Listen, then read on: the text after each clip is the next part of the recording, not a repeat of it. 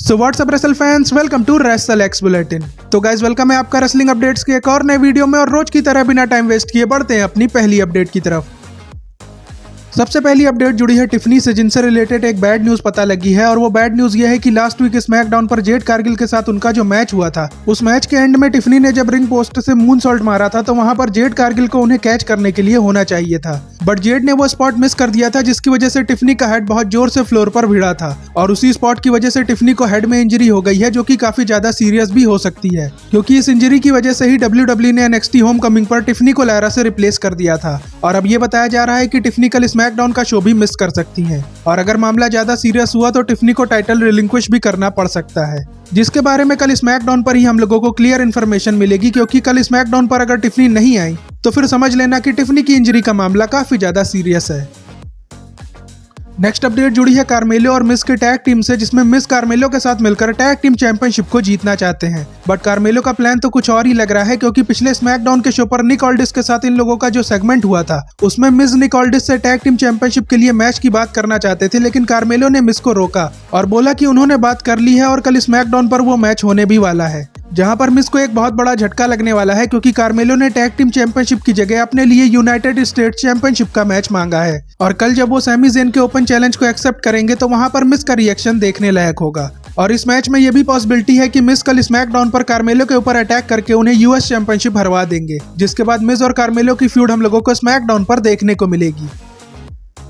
अगली अपडेट जुड़ी है एजे स्टाइल्स से, जिन्होंने 10 दिन पहले रॉ पर scripted pipe bomb promo cut किया था, जिसके बाद इस हफ्ते उन्हें रॉ पर बुक भी नहीं किया, जिससे एजे स्टाइल्स के फैन काफी ज्यादा एंग्री हुए हैं। और वो लोग सोशल मीडिया पर एजे स्टाइल्स की बुकिंग को TNA से कंपेयर कर रहे थे, और एजे स्टाइल्स को WWE लीव करने के लिए भी बोला जा रहा था, जिस पर एजे स्टाइल्स ने भी ट्वीट किया है, जिसे आप स्क्रीन पर देख सकते हो, जिसमें वो फैंस को ये बताना चाह रहे हैं कि एजे स्टाइल्स को किसी ब्रांड ने नहीं, बल्कि रिंग टाइम, एक्सपीरियंस और उन लोगों ने बनाया है जिनके साथ एजे स्टाइल्स ने काम किया। और एजे स्टाइल्स के इस ट्वीट के बाद फैंस की बातचीत तो बंद हो गई, लेकिन तभी एजे स्टाइल्स के ट्वीट पर मर्सिडीज मोने का रिएक्शन आया है, जिसमें उन्होंने ये मनी वाली इमोजी शेयर की है, जिसे आप स्क्रीन पर भी देख सकते हो।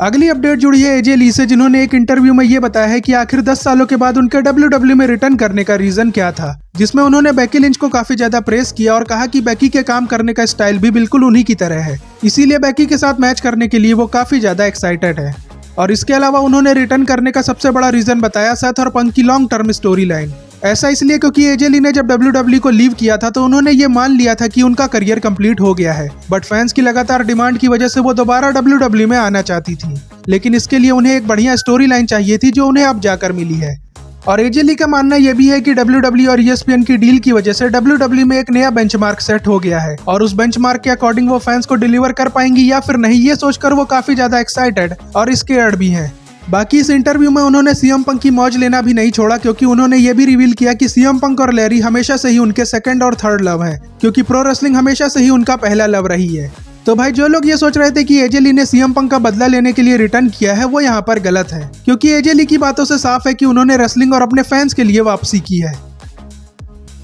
नेक्स्ट अपडेट रिलेटेड है ब्रॉन स्ट्रोमन से, जो WWE छोड़ने के बाद अब क्या करने वाले हैं उसके बारे में उन्होंने फैंस को अपडेट दी है, जिसमें उन्होंने ये रिवील किया है कि उनका एवरीथिंग ऑन द मेन्यू करके एक शो आने वाला है, जिसमें वो अलग अलग रेस्टोरेंट में जाकर खाना खाने वाले हैं, जो कि अगले महीने की 24 तारीख से स्टार्ट होगा, जिसके बारे में ब्रॉन स्ट्रोमन ने ट्वीट करके फैंस को जानकारी दी है, जिससे ये भी कंफर्म हो गया है कि ब्रॉन स्ट्रोमन अभी किसी दूसरे रेसलिंग प्रमोशन को ज्वाइन करने के बारे में बिल्कुल भी नहीं सोच रहे हैं।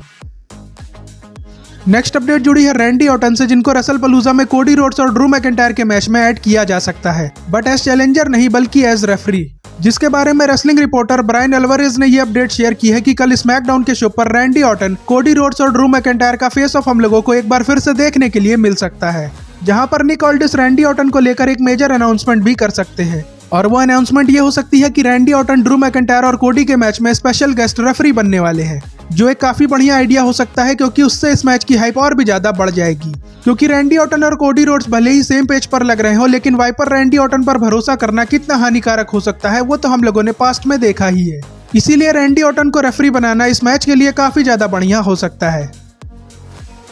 अब बढ़ते हैं अपनी फाइनल अपडेट की तरफ जो जुड़ी है ब्रॉक लेसनर से, जिन्हें कल स्मैकडाउन के शो के लिए कंफर्म कर दिया गया है। यानी कि ब्रॉक लेसनर का एक और खतरनाक प्रोमो हम लोगों को कल स्मैकडाउन पर देखने को मिलेगा। और उस प्रोमो से रिलेटेड ये इन्फॉर्मेशन सामने आई है कि ब्रॉक लेसनर कल अपना आपा खोकर निक ऑल्डिस को F5 भी मार सकते हैं, जिसका मतलब यह है कि कल स्मैकडाउन पर काफी तगड़ा बवाल होने की उम्मीद है। और पता नहीं मुझे ऐसा क्यों लग रहा है कि R-Truth कल फिर से ब्रॉक लेसनर के साथ सेगमेंट में इन्वॉल्व हो सकते हैं, जिसके बारे में अभी कोई कंफर्मेशन तो नहीं है, बट कल अगर फिर से ऐसा होता है तब तो मजा ही आ जाएगा। बाकी इसी के साथ आज की वीडियो यहीं पर एंड होती है, बट जाने से पहले आप चैनल को सब्सक्राइब कर लेना और वीडियो को लाइक शेयर करना मत भूलना। और अब आपसे मिलते हैं नेक्स्ट वीडियो में, तब तक के लिए goodbye and see you soon.